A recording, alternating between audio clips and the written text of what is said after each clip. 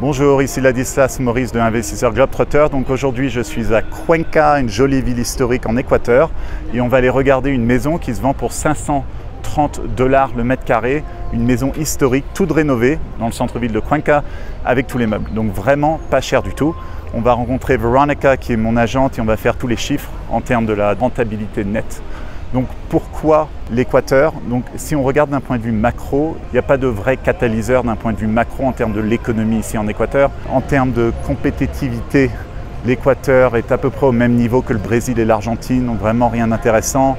Il n'y a pas beaucoup de réformes qui se passent, le pays est vraiment très bureaucratique et en gros il vit que d'export. Donc export de pétrole, d'agriculture, de minéraux, etc.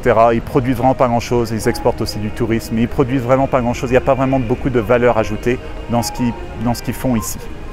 Donc ils arrivent à peu près à gérer leur budget parce qu'ils ont une économie dollarisée. Donc en fait ils sont forcés d'avoir un compte courant qui tient à peu près la route, parce qu'ils ne peuvent pas imprimer.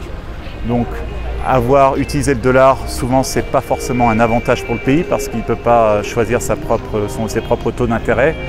Mais quand on a des politiciens qui ne sont pas très compétents, c'est pas toujours un mauvais plan d'utiliser la monnaie d'un autre pays. Donc bon, ça c'est à peu près pour le overview macro. Par contre, moi ce qui m'intéresse c'est la ville de Cuenca. Donc c'est possible d'investir dans un pays où la macro n'est pas fantastique, mais pas forcément très négative. Le risque, je dirais, est plutôt politique, mais où la ville où on investit est un centre d'excellence. Donc Cuenca est une ville d'à peu près 300 000 habitants, donc avec un très beau centre historique. Donc vous pouvez voir là tout autour de moi des beaux bâtiments historiques, une superbe cathédrale. Donc vraiment gros potentiel pour le tourisme. L'immobilier n'est toujours pas très cher. Et surtout, ce que je m'attends, donc la thèse, c'est qu'on va voir plein de gens qui vont déménager ici.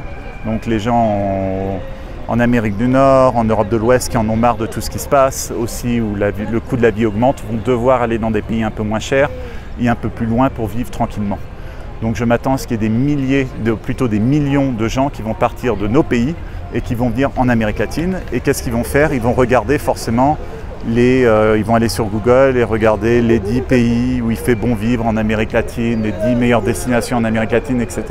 Et on voit toujours Cuenca dans ces listes-là. Donc ça, c'est vraiment un gros catalyseur et c'est facile de déménager en Équateur. Il y a plein de programmes d'immigration, l'immobilier, mais aussi plein d'autres manières de venir ici.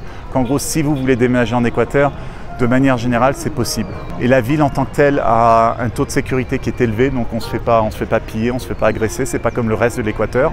Donc ce qui fait qu'il y a beaucoup de migration interne aussi en Équateur. Donc la ville est en pleine croissance, non seulement due aux étrangers, mais aussi due aux Équatoriens qui déménagent dans une ville agréable. Parce que bon, il y a beaucoup de choses à faire ici. On voit la ville et on peut marcher un peu partout. On peut faire des superbes balades dans les Andes. Il y a vraiment beaucoup d'activités. Il y a des pistes cyclables dans toute la ville. Il y a beaucoup de tourisme médical aussi, donc de ce côté-là, on n'a pas de problème d'un point de vue santé. Et ce qu'on voit, c'est que le profil des gens qui déménagent à Cuenca est en train de changer. Historiquement, c'était surtout des retraités nord-américains. Et maintenant, on voit de plus en plus de jeunes, des digital nomades ou des jeunes familles qui viennent ici s'installer pour quelques mois ou même pour déménager à temps plein. Donc vraiment, de plus en plus d'immigration. Et aussi d'un point de vue impôt, le pays est assez intéressant. Si on structure bien les choses, on peut arriver à des taux d'imposition assez raisonnables. Mais il faut un peu structurer les choses sur l'étranger. Donc vraiment la thèse pour l'instant, c'est investir dans un endroit qui est encore pas très cher, où on a des rendements qui sont ok mais qui ne sont pas fantastiques, mais où on s'attend à une plus-value en termes du prix de ce qu'on achète. Là, 530 $ le mètre carré, tout rénové en centre-ville. Franchement, c'est vraiment pas cher. Et surtout les loyers qui vont augmenter au fur et à mesure que des étrangers vont déménager ici. L'aéroport de Cuenca est en pleine croissance. Avant, c'était juste un aéroport national, donc domestique, avec des vols vers Guayaquil et Cuenca. Et là, depuis un mois, ils ont des vols vers Miami. Donc ça s'est transformé en aéroport international. Et ils s'attendent aussi à faire des vols, des connexions vers le Pérou et vers la Colombie. Donc vraiment, c'est une ville en pleine croissance avec beaucoup de potentiel. Donc maintenant, ce qu'on va faire, on va aller regarder cette maison. On va aller faire tous les chiffres avec Veronica pour calculer la rentabilité nette. Allons-y.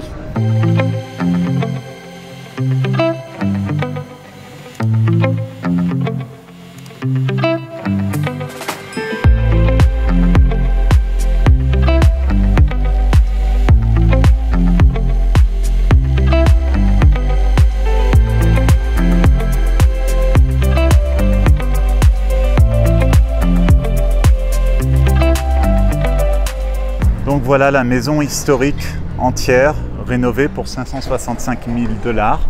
Donc il y a 4 appartements et un café à l'intérieur. Donc on va aller se promener à l'intérieur et faire tous les chiffres. Donc ce café est loué pour 700 $ par mois et le propriétaire en gros encaisse 700 et c'est le locataire qui doit payer pour tous les frais pour le gaz, l'électricité, l'eau, tout ça. Donc 700 $ par mois facile. Et ce genre d'endroit, c'est tout le temps loué. Hein. Il y aura toujours quelqu'un pour louer en plein centre-ville comme ça, dans un beau petit bâtiment historique. Et là, donc, vous pouvez voir aussi ce qui est intéressant, le genre de gens qu'il y a ici. On voit, c'est des jeunes, des digital nomades ou whatever, qui viennent ici. Donc on voit le profil des gens qui viennent à Cuenca qui est en train de changer. À la base, c'était tout le temps que des retraités américains ou canadiens. Et là, ça commence à changer. On voit aussi des jeunes qui commencent à débarquer. Donc l'entrée. Gracias. Alors, un des avantages de cette maison, c'est le parking. Il n'y a que 2 places de parking. Ce qui n'est pas top, c'est que le parking, c'est pas facile dans le centre de Cuenca. Par contre, ce genre d'appartement, c'est que loué à des étrangers qui en gros n'ont pas de voiture. Donc en fait, ça n'impacte pas trop la rentabilité ou le potentiel locatif de la maison. Ici. Voilà, et on voit l'intérieur. Donc vous voyez, tout beau, tout rénové, vraiment historique. Les détails, ils ont vraiment fait attention aux détails. On voit là, il y a même des prises électriques quand on s'assoit ici à l'intérieur. Donc c'est 3 appartements de 1 chambre et cuisine ou salle à manger et un grand appartement avec 3 chambres à coucher. Donc ça c'est 1. Donc en moyenne, ces petits appartements d'une chambre se louent 450 $ en ce moment. Je parlais à Veronica, elle disait qu'en fait les prix sont un peu trop bas. Ils devraient être en moyenne à peu près 550. Donc celui-là, on ne peut pas y aller, il y a des gens. Mais pareil, il y a une chambre à coucher ici, salle de bain, cuisine et living room. Celui en haut, c'est mon préféré parce qu'il est vraiment très clair. Donc ça, c'est le living room. Regardez, c'est vraiment agréable. Les plafonds sont vraiment très hauts. Regardez comme c'est clair. Donc vraiment, c'est agréable. C'est tranquille. Et ce qu'il y a d'agréable ici, c'est qu'on n'a pas besoin de payer pour le chauffage. On n'a pas besoin de payer d'air conditionné. Donc en tant que propriétaire, c'est que là, c'est les prix inclus avec tous les frais. Pour le propriétaire, ça coûte vraiment pas cher dans toutes les histoires de frais. Et là, la chambre. Et le bel appartement.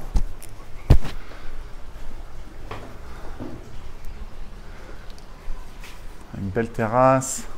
Celui-là est superbe. Donc 3 chambres à coucher. Là, c'est des locataires, je crois, américains ou canadiens, je ne sais pas trop.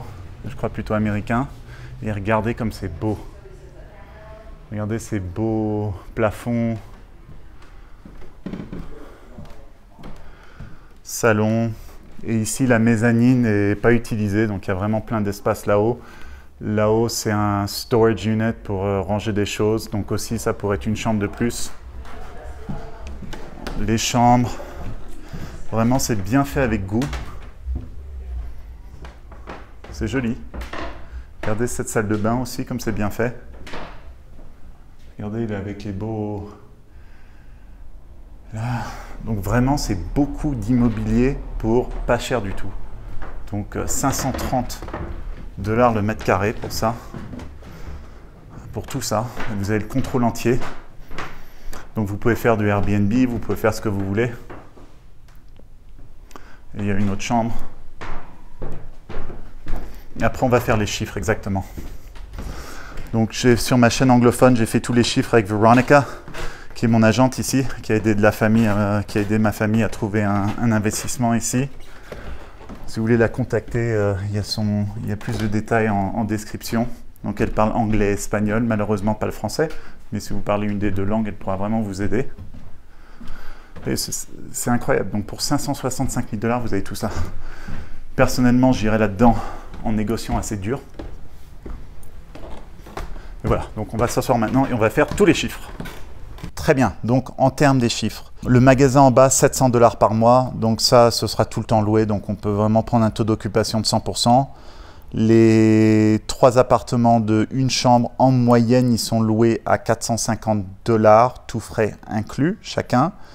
Et cet appartement, là, le très beau, 1200 $ par mois, tout frais inclus.